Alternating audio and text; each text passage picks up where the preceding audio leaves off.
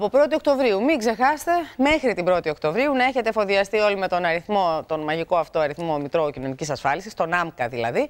Ήδη εκατομμύρια Έλληνες έχουν λάβει το νούμερο στα χέρια τους, την κάρτα στα χέρια τους και είναι πολλές χιλιάδες ακόμη, εκατοντάδες χιλιάδες ακόμη, όσοι περιμένουν να το τακτοποιήσουν, έτσι. Ή πρέπει να το τακτοποιήσουν, διότι πρέπει να περιμένουν, πρέπει να ενδιαφερθούν κιόλας, να πάνε στα κέντρα όπου χορηγείται ο αριθμός Μητρώου Κοινωνικής Ασφάλισης. Να τα δούμε όμως αναλυτικά. Αφού πρώτα καλωσορίσουμε και τον καλεσμένο μας στο στούντιό μας στη Μουρούζη, είναι ο κύριος Γιάννης Κοντός, Διευθύνων Σύμβουλος Ηλεκτρονικής Διακυβέρνησης Κοινωνικών Ασφαλίσεων. Καλημέρα σας. Καλημέρα σας, κυρία Τσιμανίδη. Λοιπόν, να δούμε την κάρτα μας για να βάλουμε τα πράγματα στη σειρά. Να μας πείτε αν έχουμε κάνει λάθος στα νούμερα τα οποία έχουμε συγκεντρώσει. Συνολικά, όπως θα δούμε στην πρώτη κάρτα που έχουμε ετοιμάσει, πρέπει να αποδοθούν περίπου 8,5 εκατομμύρια αριθμοί Μητρώου Κοινωνικής Ασφάλισης.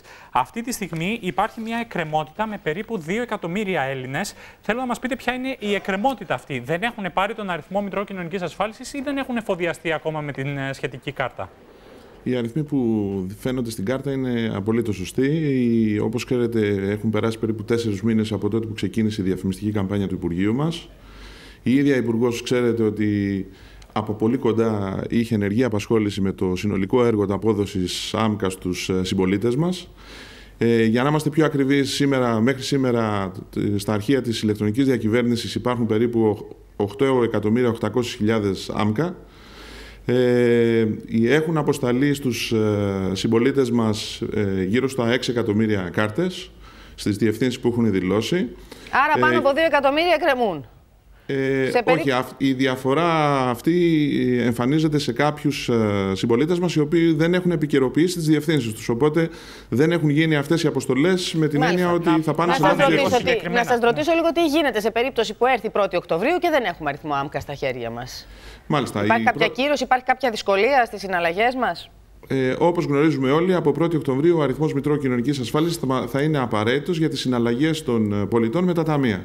Λοιπόν, αυτό δεν σημαίνει ότι πρώτη τώρα εδώ. Είναι απαραίτητο να έχουμε τον αριθμό και όχι την κάρτα κοινωνικής ασφάλισης, έτσι, για να μην δημιουργηθεί παρεξήγηση. Πρέπει να γνωρίζουμε ποιος είναι ο αριθμός μας. Απολύτως σωστά. Τον αριθμό ΆΜΚΑ τον γνωρίζουμε είτε μέσα από το site της ηλεκτρονικής διακυβέρνησης www.amka.gr. Μισό λεπτό τώρα εδώ, εμείς να βοηθήσουμε σε αυτό, να οπτικοποιήσουμε το συγκεκριμένο θέμα. Πώς μπορούμε να μάθουμε για τον αριθμό Μητρώου Κοινωνικής Ασφάλισης αν δεν το γνωρίζουμε? Έχουμε 3 τρόπους, θα το δούμε και στην κάρτα που έχουμε ετοιμάσει.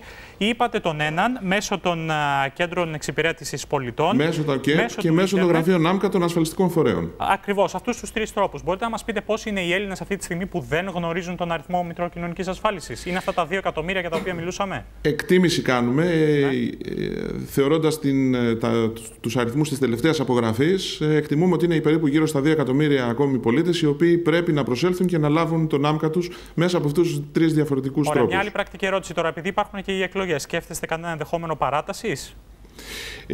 Ήθελα να τονίσω ότι η ημερομηνία 1η Οκτωβρίου είναι μεν όριο, γιατί από εκείνη την ημέρα και κάτω τα ασφαλιστικοί φορείς θα ζητούν τον ΆΜΚΑ για τις επικοινωνίες με τους ασφαλισμένους, όμως η όλη διαδικασία δεν σταματάει. Ο ΆΜΚΑ έχει έρθει και έχει μπει πλέον στη ζωή μας, που σημαίνει ότι θα συνεχίσει είτε μέσω των ΚΕΠ είτε μέσω των γραφείων ΆΜΚΑ ο κάθε πολίτης που ενδιαφέρεται να παίρνει τον ΆΜΚΑ. Ναι, αλλά αν έχουμε μία εκκρεμότητα με το ταμείο μας, πάμε και μας ζητηθεί ο αριθμός ΆΜΚΑ, τον οποίο δεν διαθέτουμε, δεν γνωρίζουμε, θα σταματήσει η όποια επικοινωνία υπάρχει? Θα σταματήσει, θα μας ζητήσουν να πάμε να βγάλουμε ΆΜΚΑ και να ξαναγυρίσουμε ή θα μας το λύσουν επί τόπου? Το Υπουργείο Απασχόλησης με αυτό το στόχο έχει δημιουργήσει τα γραφεία ΆΜΚΑ μέσα στους ασφαλιστικούς φορείς. Κατά συνέπεια, σε οποιαδήποτε επίσκεψη ζητηθεί ΆΜΚΑ και δεν υπάρχει, εσωτερικά θα πρέπει να λυθεί το θέμα. Κύριε Κοντέ, πού αλλού θα μας ζητήσουν ΆΜΚΑ? Στο πρώτο στάδιο εφαρμογής του άρθρου 153 της ασφαλιστικής μεταρρύθμισης έχει σχέση κυρίως με τα ασφαλιστικά ταμεία. Μεταγενέστερα, όπως γνωρίζετε, έχουν γίνει πάρα πολλές δράσεις και προετοιμαζόμαστε έτσι ώστε αυτή η απλή καρτούλα που αναγράφει τον ΆΜΚΑ να γίνει αυτό που λέμε έξυπνη κάρτα. Ήδη έχει προκηρυχθεί ένας σχετικός διαγωνισμός με πιλωτικό το Ταμείο ΕΤΑΑ, έτσι ώστε σταδιακά να αρχίσει πλέον να λειτουργεί η λεγόμενη έξυπνη κάρτα κοινωνικής ασφάλισης και υγείας, όπου πλέον θα είναι χρήσιμη και άμεσα λειτουργήσει. Όταν με το καλό γίνει αυτό, θα είναι απαραίτητη σε περισσότερες, λέτε, στα νοσοκομεία κλπ. άμκα πρέπει να έχουν, αν μου επιτρέψει ένα λεπτό, άμκα δεν πρέπει να έχουν μόνο οι εργαζόμενοι ή οι συνταξιούχοι, πρέπει να έχουν και τα παιδιά μας. Το λέω σωστά? Σαφέστατα.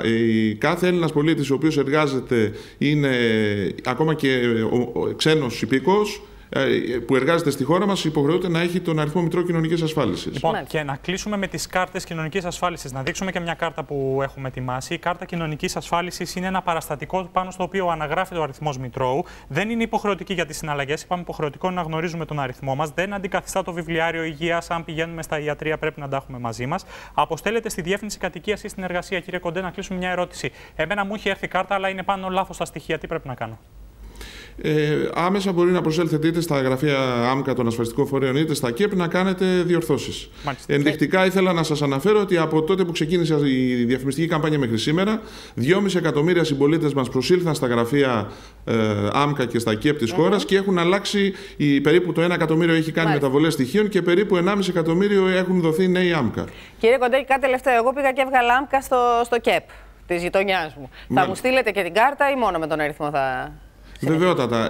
Εκτός από τις αποστολές που έχουν συμβεί μέχρι τώρα, όλοι οι συμπολίτες μας που έλαβαν νέο άμκα σύντομα θα λάβουν την κάρτα στη διεύθυνση που έχουν δηλώσει. Να είστε καλά, σας ευχαριστούμε πάρα πολύ. Με το θάρρος θα τα πούμε και πάλι σε λίγο. Μέχρι την 1η Οκτώβρη λοιπόν και μετά θα βρεθεί ο τρόπος για να το λύσετε το θέμα όσοι δεν έχετε άμκα στη διάθεσή σας. Πάμε σε ένα πολύ σύντομο διαφημιστικό διάλειμμα. Θα επιστρέψουμε κοντά σας και πάλι σε πολύ λίγα λεπτά από τώρα.